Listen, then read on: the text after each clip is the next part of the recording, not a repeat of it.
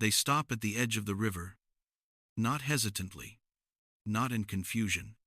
They stop as if the decision was made long before they arrived. The water is wide, but calm, shallow enough that rocks break the surface in places, no visible current, no signs of danger that a human eye would recognize. For elephants, animals known to cross rivers without pause, this should be routine. But no one steps forward. The herd gathers along the bank, bodies angled toward the water, trunks lowered, ears still. Calves remain close to the adults. Time passes. Hours stretch into a full day. Then another. The river does not change, yet the distance between the herd and the water remains absolute. They do not test it. They do not probe the surface. They simply wait. In this region of Central Africa, food is not abundant enough to allow hesitation. Migration routes are narrow. Delays carry consequences. Still, the herd refuses to move. From above, the scene looks almost peaceful, a group of elephants resting near water, but nothing about this pause is accidental. It is deliberate, collective, enforced by no visible leader, yet followed by all. Elephants are not strangers to rivers. They swim confidently. They cross deeper waters elsewhere without incident. And yet here, at this particular stretch of river, instinct appears to reverse itself. The question is not whether they can cross. The question is why they won't. Because something about this water, unseen, unheard, or remembered, has turned crossing into an option they no longer consider safe. The river that should not matter. By every visible measure, the river offers no resistance. Its width is modest compared to others along the migration route. The banks slope gently. The water level, this season, is lower than average. In several places, submerged stones break the surface, interrupting what little current there is. For an animal weighing several tons, buoyant by nature and capable of swimming long distances, this crossing should register as negligible. Yet the herd treats it as a boundary. They approach the river with intention. Not uncertainty, tracks in the soil show that this is not their first arrival here. Hoofprints layer over older ones, compressed into the earth by repeated pauses. This is a place they recognize not as an obstacle to be tested, but as a line not to be crossed. From a human perspective, rivers are evaluated visually. Depth, width, speed, danger is something that can be seen. For elephants, perception operates on a different register. Their decision-making does not rely solely on what lies above the surface, and here, nothing compels them forward. No scout steps ahead. No dominant female breaks formation. There is no tension within the group. No signs of debate or agitation. The herd does not split. No individual challenges the collective decision. Instead, they settle into stillness, forming a loose arc along the bank, all facing the water without engaging it. This matters because elephants rarely hesitate at rivers. Across Africa and Asia, river crossings are a routine part of elephant movement. They enter water decisively, submerge their bodies, lift their trunks to breathe, and move with controlled efficiency. Young elephants learn early, guided by adults who treat water not as a threat, but as a temporary environment, which makes this avoidance difficult to reconcile. The river is not flooding. There is no evidence of recent predator activity. Crocodiles, where present, leave distinct traces, disturbances at the edge, drag marks, scent signals. None are apparent here. The water's surface remains unbroken. Birds wade freely along the shallows, and yet, the elephants remain. This refusal is not reactive. There is no sudden retreat, no alarm call, no moment of panic. It is a pre-existing condition of their movement. The herd arrives, already knowing what it will not do. Such behavior forces a reframing of how risk is understood. For elephants, danger is not always immediate or obvious. It does not require a visible trigger. A river that looks harmless can still carry meaning accumulated through experience rather than observation. What appears uneventful to a human observer may be saturated with information to an animal whose senses operate across vibrations, pressure changes, and low-frequency sound. The absence of action, in this case, is the signal.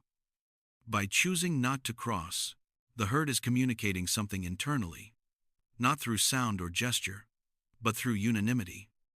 No single elephant needs to enforce the decision. Compliance is total, suggesting that the rule exists beyond the present moment. It has already been learned. This challenges a common assumption about animal behavior that instinct is fixed, immediate, and universally shared across a species. Here, instinct appears selective, contextual, possibly inherited, but not genetically encoded. The river itself does nothing to provoke fear. It does not rise. It does not rush. It simply exists. And that may be the point.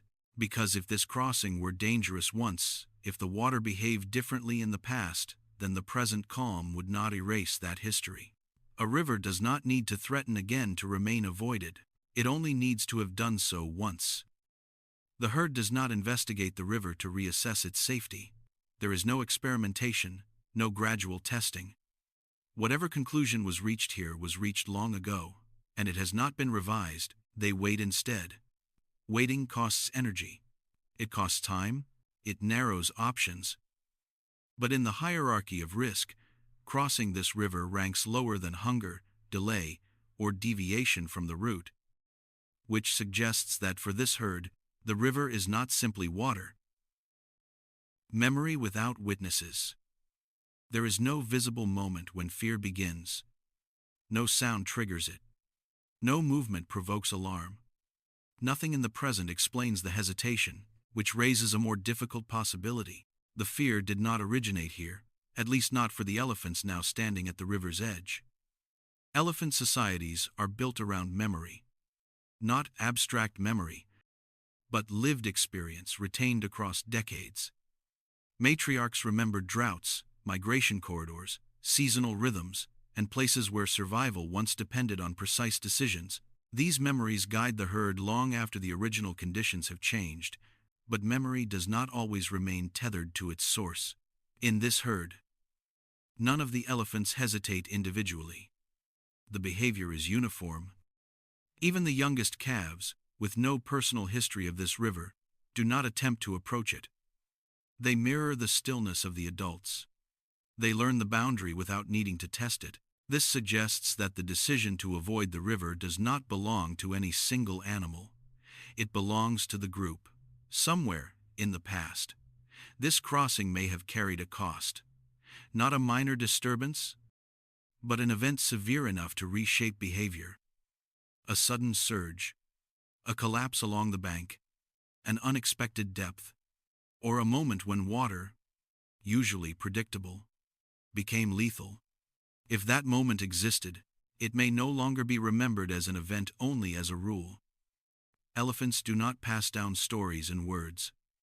They transmit behavior through repetition, reinforcement, and consequence. A calf does not need to know why a place is avoided. It only needs to observe that no one goes there. Over time, avoidance becomes automatic. The danger of this kind of memory is that it does not expire. Unlike environmental cues that update with changing conditions, inherited behavior can persist long after its original cause has disappeared. What was once adaptive may become misaligned with the present.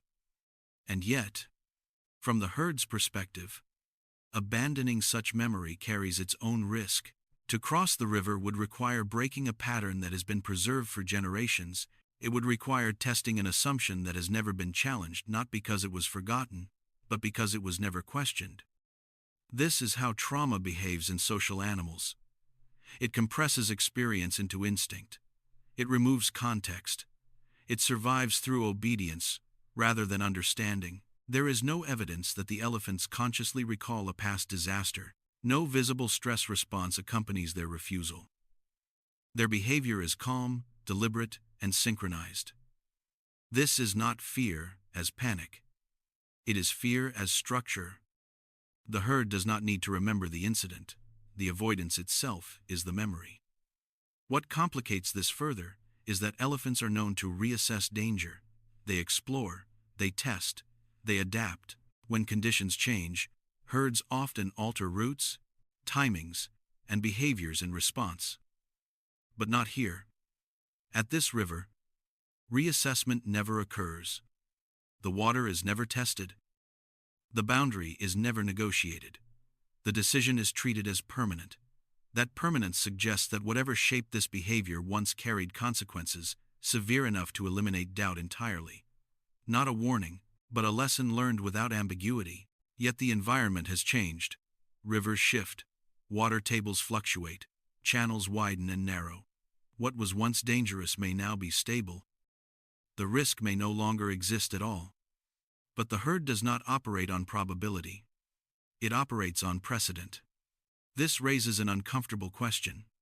When memory outlives relevance, does it still protect? By waiting rather than crossing, the herd chooses certainty over opportunity. The certainty of avoidance outweighs the uncertainty of reassessment. Hunger, delay, and environmental pressure are tolerated because they are known quantities. The river is not. So the elephants remain on the bank, enacting a decision whose origin no longer needs to be present to remain effective. The past exerts influence without explanation, shaping movement in a landscape that has already moved on. And in that stillness, the river becomes something more than water.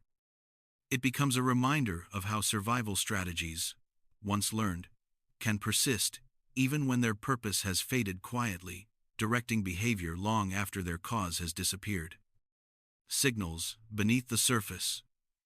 If memory alone does not explain the refusal, then perception must be considered. For humans, a river is assessed primarily by sight. We judge depth by color, speed by ripples, danger by movement. When none of these signals appear, we assume safety. But elephants do not rely on vision in the same way. Much of what they perceive never reaches the surface. Elephants are highly sensitive to vibration. Through the pads of their feet and the bones of their legs, they detect low-frequency signals traveling through the ground. These vibrations carry information about distant movement, shifting terrain, and disturbances that are imperceptible to human senses. Water, especially moving water, alters those signals. Beneath the surface of a river, pressure changes constantly.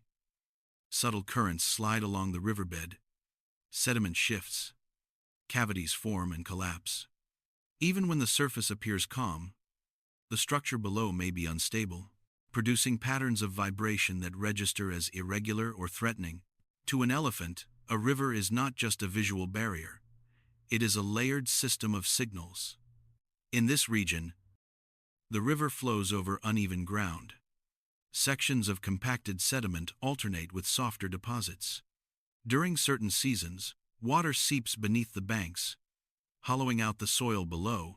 These processes do not announce themselves. They leave no visible warning, but they change how the ground responds to weight.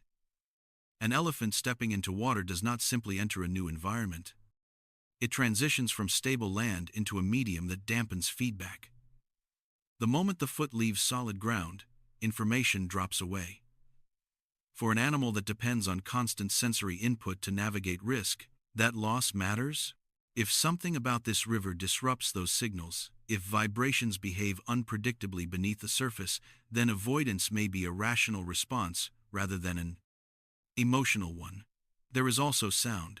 Elephants communicate and perceive using low-frequency rumbles that travel long distances through air and ground.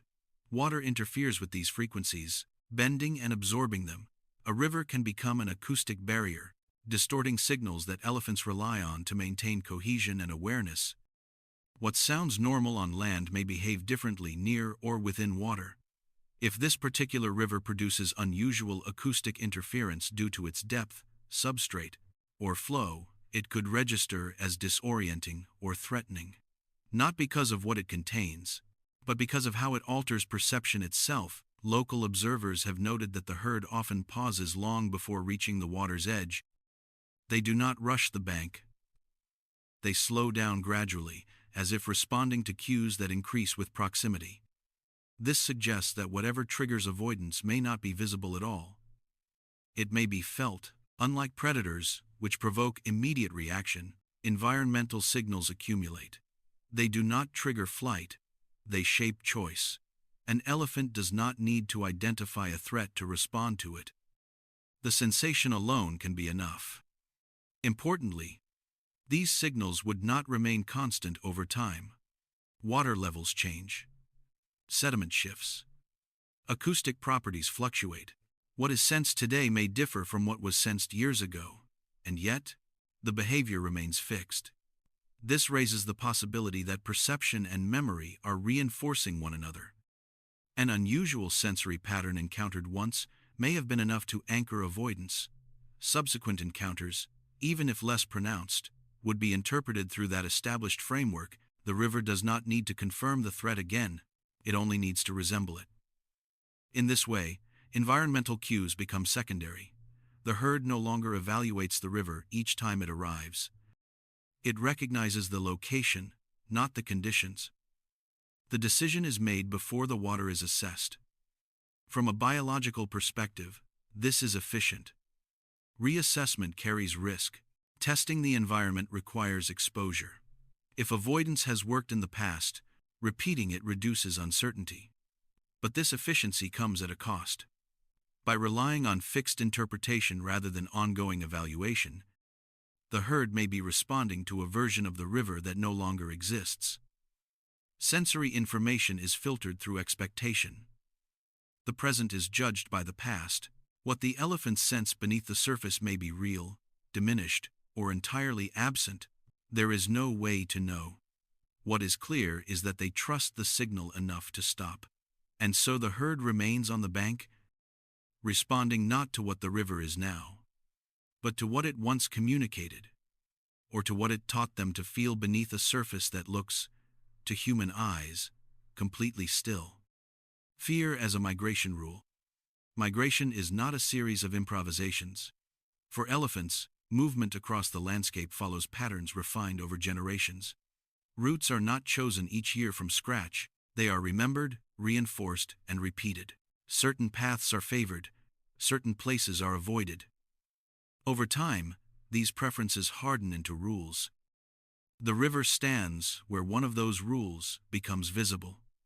What appears to be hesitation is not uncertainty. It is compliance. The herd behaves as if an internal boundary has been reached, one that does not require debate or reassessment. No elephant needs to assert authority. The rule exists independently of leadership. This suggests that fear, in this context, has evolved beyond an emotional response. It has become policy. When fear reshapes migration behavior, it does so quietly. There is no dramatic turning point, no sudden rerouting visible on a map. Instead, movement adjusts subtly. Wading replaces crossing. Detours replace direct paths. Over time, these adjustments accumulate, altering how a population uses its environment. In this herd, the river is not treated as part of the route. It is treated as a limit. This matters because migration is a balance between efficiency and safety. Crossing rivers saves time and energy. Avoiding them increases travel distance, delays access to feeding grounds, and compresses movement into narrower corridors. Each decision carries trade-offs. The herd appears to accept those costs without resistance. By refusing to cross, they choose predictability over optimization. The known difficulty of waiting is preferred to the unknown outcome of entering the water. In evolutionary terms, this is not irrational. Survival often favors caution over opportunity. But caution, when fixed, can become constraint. Younger elephants do not challenge the rule because they never experience the alternative. They grow up within a system where the river is simply not an option. As they mature, the avoidance becomes part of their understanding of the landscape, no different from a cliff or a human settlement. This is how behavioral traditions form. They do not require explanation, they require consistency. What is striking here is how completely the rule is enforced. There are no exceptions. No individual tests the boundary during low-risk moments. No lone elephant attempts to cross when conditions appear favorable. The rule holds under all circumstances observed. That rigidity suggests that the cost of breaking it, at least once, was perceived as unacceptable. From an ecological perspective, this kind of behavioral lock-in can have long-term consequences. Migration routes that avoid rivers may become longer and more fragmented. Access to seasonal resources may narrow, competition within feeding areas may intensify as movement becomes constrained, yet the herd persists. This implies that, so far, the strategy has not failed catastrophically. Avoidance has not led to immediate collapse, which reinforces the rule further. Each successful year validates the decision not to cross. Failure, in contrast, would be irreversible. A single fatal crossing could reinforce the avoidance for generations. A single loss would outweigh multiple years of safe passage. Because fear does not average outcomes, it prioritizes extremes.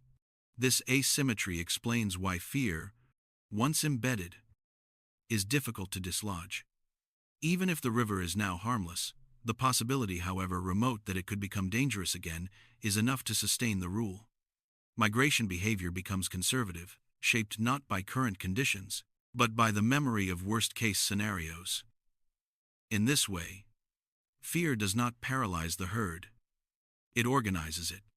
The elephants continue to move, feed, reproduce, and survive. But their world is subtly smaller than it might otherwise be. An entire stretch of habitat lies just beyond reach, separated not by physical impossibility, but by a decision made long ago. Standing at the river's edge, the herd demonstrates how behavior can outlast the conditions that created it. The landscape may change, the water may calm, but the rule remains intact, embedded in the rhythm of movement itself. Migration, once shaped by fear, does not easily return to neutrality. It carries its history forward, one avoided crossing at a time. The price of avoidance. Avoidance feels safe because it removes immediate danger. But safety has a cost, and for a migrating herd, that cost is paid slowly, over distance and time. By refusing to cross the river, the elephants commit themselves to waiting for water levels to recede, waiting for alternative paths to open, waiting for conditions to change enough that the rule no longer applies if it ever does. Each day spent on the bank reduces access to feeding grounds beyond the river. Vegetation near the crossing point thins as it is consumed. Competition within the herd increases, especially among calves and older individuals. Hunger does not arrive suddenly. It accumulates. The first to feel its effects are not the strongest. Lactating females require more energy. Young elephants depend on consistent nutrition to grow. Older individuals, whose teeth may already be worn, struggle to process tougher vegetation. The longer the delay, the more unevenly the burden is distributed. Yet the herd remains intact. No subgroup breaks away to search for alternative routes.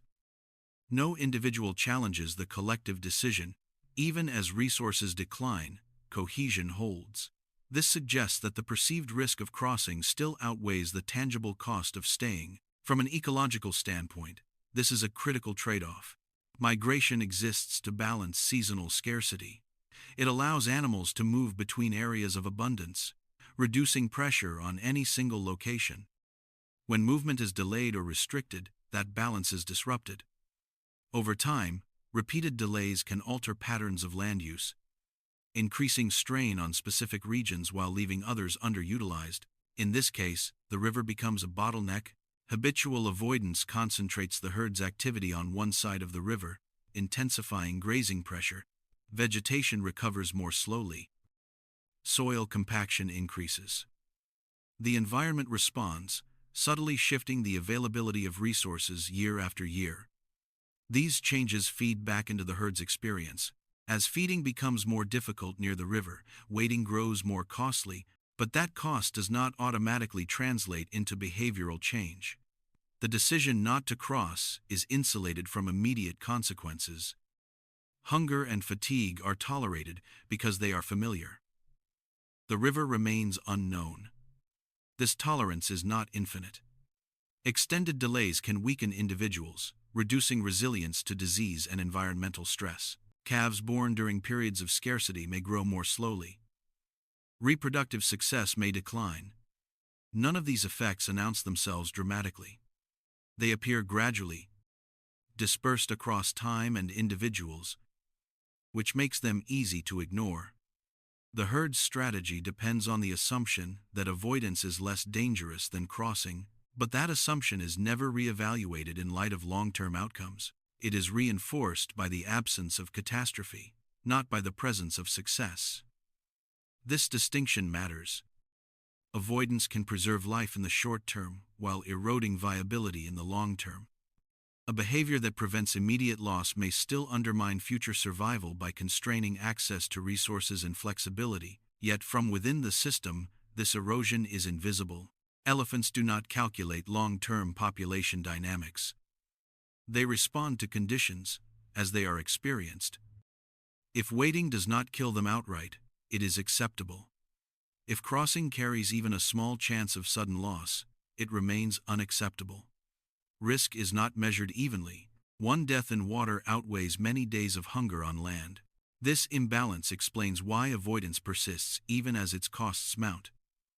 The herd's decision-making prioritizes stability over optimization.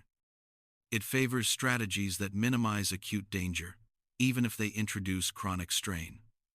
Over generations, this strain may reshape the population. Migration timing may shift. Routes may shorten. The herd may adapt to a smaller range, becoming more sedentary, more localized, more dependent on fewer resources. All of this begins with a single choice repeated without reassessment. Standing by the river, the elephants are not choosing starvation, they are choosing the lesser of two uncertainties. Hunger unfolds slowly and predictably. The river offers no such guarantees, and so the herd waits, absorbing the cost of avoidance not all at once, but in fragments, spread thinly across time, until the price becomes part of the landscape itself. When caution becomes inheritance, over time, avoidance stops being a response, it becomes identity. For the elephants born into this herd, the river is not something to evaluate. It is something that simply exists like a boundary that never needs explanation. They do not learn to fear it through experience. They learn to ignore it through example. No elder points toward the water and warning. No lesson is given. The absence of action is enough. This is how behavior becomes inherited without being genetic.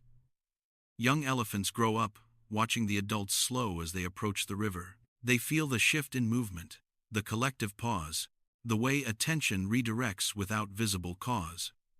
In these moments, learning happens silently. The calves absorb not a story, but a pattern. Patterns are powerful teachers. Once learned, they do not require reinforcement. Each migration repeats the lesson. Each refusal confirms it. Over years, what began as a decision turns into an unquestioned norm. The herd does not remember choosing this behavior. It only remembers following it. This is the danger of successful avoidance, because when a behavior prevents immediate harm, it appears correct regardless of whether it remains necessary. The absence of negative consequences is taken as proof of wisdom. The rule persists not because it is tested, but because it is never challenged. In this way, fear evolves into tradition. Elephant societies are particularly susceptible to this process. Their long lifespans mean that behaviors learned early can persist for decades. A single influential matriarch, shaped by a traumatic event, may guide the herd for half a century. Her preferences become the herd's preferences. When she is gone, the behavior often remains, not because anyone remembers why, but because everyone remembers that it worked. As generations pass, the original context fades completely. The river changes, the environment shifts. New individuals are born who have never encountered danger there. Yet the rule holds, carried forward by imitation rather than understanding. This creates a subtle vulnerability. Behavioral inheritance assumes that the environment remains broadly consistent. When it does not, rigid traditions can become maladaptive. A place once avoided may now offer safety or opportunity. A route once dangerous may have stabilized. But the herd lacks a mechanism for re-evaluation. They do not test the rule because testing violates it. What would it take for this to change? Not curiosity, not hunger, not gradual pressure. Change would require a disruption large enough to override tradition, a forced crossing, a catastrophic shortage, or the loss of individuals who enforce the pattern. Absent such events, the behavior will likely persist indefinitely. From an external perspective, this appears inefficient. From within the herd, it is coherent. Avoidance has become part of their social fabric. It defines how they move together, how they interpret the landscape, how they respond to uncertainty. The river is not feared consciously, it is simply excluded. This exclusion reshapes more than movement, it shapes expectation. Elephants raised within this system do not consider crossing as an option. The concept never forms. Their understanding of the world includes the river as a fixed limit, not a challenge. In this way, inherited caution narrows perception itself. What remains unclear is whether this narrowing protects or constrains. On one hand, it prevents exposure to potential danger, even if that danger is only hypothetical. On the other, it restricts access to resources that could support the herd in times of stress. The trade-off is never calculated. It is lived, standing at the river's edge. The elephants embody a question that extends beyond their own survival. When caution becomes tradition, and tradition becomes identity, how does a species remain flexible enough to adapt? There is no immediate answer, only a herd that continues to wait, guided by a rule no one remembers creating and no one feels permitted to break. The cost of a smaller world. Every boundary reduces space. When the herd refuses to cross the river, the landscape on the far side does not disappear, but it becomes irrelevant. Feeding grounds, mineral deposits, seasonal shade, and water access that lie beyond the river are removed from the herd's usable world. Not because they are unreachable, but because they are unchosen. Over time, this choice reshapes how the herd occupies its environment. Migration routes shorten, detours become routine. Areas once passed through briefly are used more intensely. Season after season, the herd adapts to this compression, but adaptation does not mean absence of consequence. It means enduring new pressures quietly. A smaller range increases competition not just with other species, but within the herd itself. When resources are spread thin, dominant individuals access them first, subordinate elephants wait longer, feed less, and expend more energy for diminishing returns. These inequalities are subtle, but persistent. The effects are cumulative. Calves raised in constrained ranges may grow more slowly. Females under nutritional stress may reproduce less frequently. Older elephants, already challenged by worn teeth and reduced mobility, become more vulnerable. None of these outcomes appear dramatic in isolation. Together, they alter the herd's resilience. From the outside, the population appears stable, but stability can be misleading. A system can persist while quietly losing flexibility. The herd continues to survive, but its margin for error narrows. A drought that might once have been tolerable becomes critical. A disease outbreak spreads more easily when individuals are forced into closer proximity. Environmental fluctuations carry greater risk when movement options are limited. The river's role in this process is indirect but profound. By removing a crossing, it removes choice, and choice is the foundation of adaptive movement. When a herd can select among multiple routes, it can respond dynamically to change. When routes are fixed by avoidance, adaptability declines. This does not mean the herd is failing. It means the herd is committing to a strategy that prioritizes certainty over flexibility. Such strategies can succeed for long periods until conditions shift beyond their tolerance. At that point, the cost of avoidance may exceed the cost of risk. But behavioral traditions do not recalibrate easily. They respond slowly, often only after losses have already occurred. This is where the danger lies, not in the river itself, but in the narrowing of options over time. Ecological systems reward adaptability. Species that can adjust movement, timing, and behavior in response to new pressures are more likely to persist. Those bound by rigid patterns face greater challenges as environments change. The herd's refusal to cross the river is not a failure of intelligence. It is a consequence of learning too well. Avoidance has worked. It has prevented immediate harm. It has been reinforced through survival, and so it continues, even as the world around the herd evolves. From a distance, the elephants appear calm and composed at the river's edge. There is no sign of struggle, no visible distress. The cost of their decision is not written on their bodies in any obvious way. It is written in absence, in the paths they no longer take, in the feeding grounds they never reach, in the flexibility they gradually lose. The river stands quietly, unchanged, while the herd's world grows incrementally smaller around it. And because this change unfolds slowly, it is never recognized as loss, only as the way things have always been, which may be the most dangerous outcome of all. A boundary that does not move, yet slowly closes in not through force, but through familiarity. Waiting as a survival strategy. Waiting is often misunderstood as indecision. In reality, it can be one of the most deliberate strategies an animal employs. For this herd, waiting at the river is not a failure to act. It is an action chosen repeatedly, with consistency and purpose. The elephants do not pace the bank or display agitation. They settle. They conserve energy. They reorganize their daily rhythms around the delay. Time becomes a tool.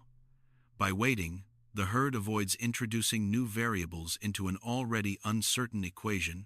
Crossing would demand immediate adjustment to terrain, balance, sensory input, and group cohesion. Waiting allows conditions to change without forcing a commitment. Water levels may drop. Alternative routes may become viable. The environment is given time to resolve itself. This strategy favors patience over prediction. Elephants are not built for rapid reversals. Their size, social structure, and reproductive pace all reward long-term stability. A decision that reduces sudden loss, even at the expense of gradual strain, aligns with that design. But waiting reshapes behavior in subtle ways. As days pass, routines adapt. Feeding occurs closer to the river. Social interactions compress into a smaller area. Calves play within narrower bounds. The herd's world contracts temporally as well as spatially. Each delay reinforces the idea that stillness is acceptable. Eventually, waiting becomes normalized. What began as a response to a boundary becomes a default mode of interaction with it. The river is no longer something to resolve quickly. It is something to endure. The herd adjusts not to crossing, but to the absence of crossing. This has implications beyond the immediate moment. A population that relies heavily on waiting risks losing sensitivity to opportunity. Environmental openings are often brief. A sudden drop in water level, a temporary stabilization of the riverbed, a moment when conditions align. These require readiness to act. A herd conditioned to wait may miss them. Stillness dulls urgency, yet urgency is dangerous too. From the herd's perspective, rushing carries higher stakes than delay. A missed opportunity results in inconvenience. A misjudged crossing could result in death. When outcomes are weighed this way, patience consistently wins. This logic explains why waiting persists, even when it is costly. The herd does not wait blindly. They monitor the river continuously. Trunks lower toward the water, bodies orient toward the bank. Attention remains fixed. This is not avoidance through ignorance. It is avoidance through vigilance. They are watching without engaging. Such vigilance allows the herd to remain prepared without committing. If conditions were to change dramatically, a sudden retreat of water, an external disturbance forcing movement, the herd could respond. Waiting preserves optionality without forcing risk, at least in theory. In practice, waiting also delays adaptation. It postpones learning. Each day spent not crossing is a day without new information. The herd learns nothing new about the river. The old assumptions remain intact, unchallenged by experience. This creates a paradox. Waiting protects the herd from immediate danger, but it also protects their beliefs from revision. The longer they wait, the more entrenched the decision becomes. Patience reinforces certainty. Over generations, this certainty hardens. Future elephants may inherit not just the rule to avoid the river, but the habit of waiting itself. When faced with uncertainty elsewhere, they may default to delay rather than exploration.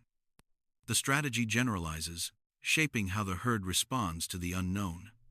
Whether this is beneficial depends on the environment. In a stable world, patience is rewarded. In a changing one, flexibility is essential. The herd's reliance on waiting places them somewhere between these two realities, resilient, yet constrained. As the days pass, the river remains unchanged. The herd remains on the bank. Nothing dramatic happens. No crossing occurs. No resolution arrives. And that, perhaps, is the point. The most influential decisions in ecology are not always marked by action. Sometimes they are defined by what does not happen, by a crossing that is never attempted, a risk that is never taken, and a moment that stretches into tradition simply because waiting felt safer than moving forward. Here, at the river's edge, survival is not a question of strength or courage. It is a question of how long patience can substitute for choice. When memory, perception, and choice converge, taken separately, none of the elements surrounding this herd fully explain their refusal to cross the river. Memory alone is insufficient. Sensory perception alone is inconclusive. Fear alone is too simple, but together, they form a system. The herd's behavior emerges from the interaction of past experience, present perception, and collective decision-making. A river once associated with danger imprints avoidance. Sensory signals, whether real, diminished, or altered, reinforce caution. Social structure ensures that no individual challenges the rule. Each component strengthens the others. Memory sets the boundary. Perception maintains it. Tradition enforces it. This integration is what gives the behavior its durability. The elephants are not responding to a single stimulus. They are responding to a framework that filters how stimuli are interpreted. The river is no longer evaluated on its current state.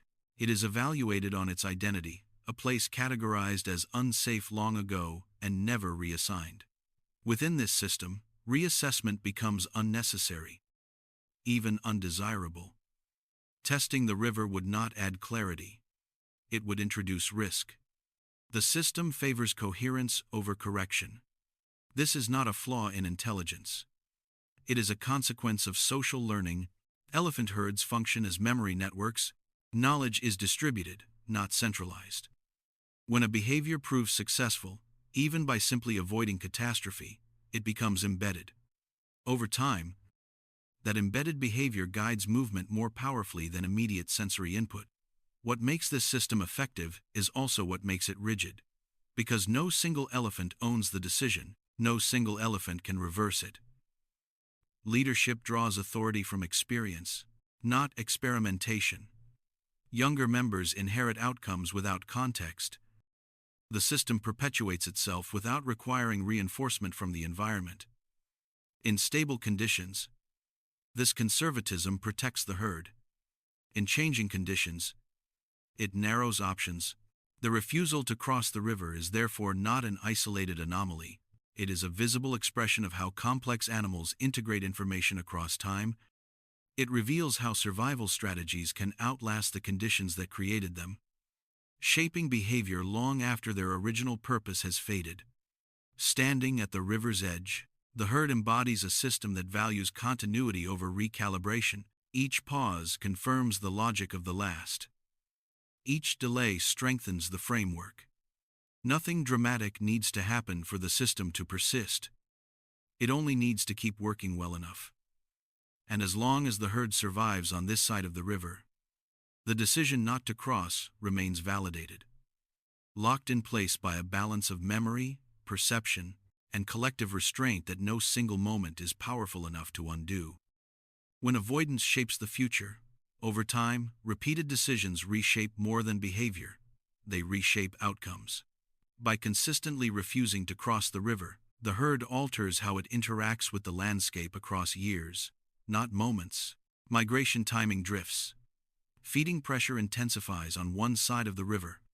Areas beyond the water remain underused, while familiar ground absorbs increasing strain. These changes do not register as crisis. They unfold gradually, dispersed across seasons and generations. No single year appears catastrophic, yet the cumulative effect is unmistakable. A herd with fewer movement options becomes more predictable. Predictability narrows resilience. When droughts intensify or vegetation patterns shift, flexibility determines survival. Herds able to reroute quickly can adapt. Herds, bound by inherited avoidance, must endure. The river becomes a permanent constraint in an environment that is anything but permanent. Over decades, this constraint can influence population structure. Calves born into nutritionally stressed periods may reach maturity more slowly. Reproductive intervals may lengthen. Mortality may rise subtly among the most vulnerable, the young and the old. None of these changes announce themselves dramatically, but together they recalibrate the herd's future. The most significant impact, however, is behavioral. A herd that learns to wait rather than cross carries that lesson forward. When faced with other uncertainties, unfamiliar terrain, new human barriers, altered waterways, the default response may be hesitation rather than exploration. What began as a local adaptation becomes a generalized strategy. This can be protective, but it can also be limiting. Ecological success depends on matching behavior to conditions. When conditions evolve faster than behavior, survival margins shrink. Avoidance that once prevented loss may later prevent opportunity. The elephants at the river's edge are not failing. They are functioning exactly as their history has taught them to function. But history does not anticipate the future. It only informs the present. As the environment continues to change through climate shifts, human encroachment, and altered water systems, the cost of rigid traditions may increase. The river remains still, but the world around it does not, and in that imbalance, a question lingers. How long can a strategy built on waiting remain viable in a landscape that no longer waits at all?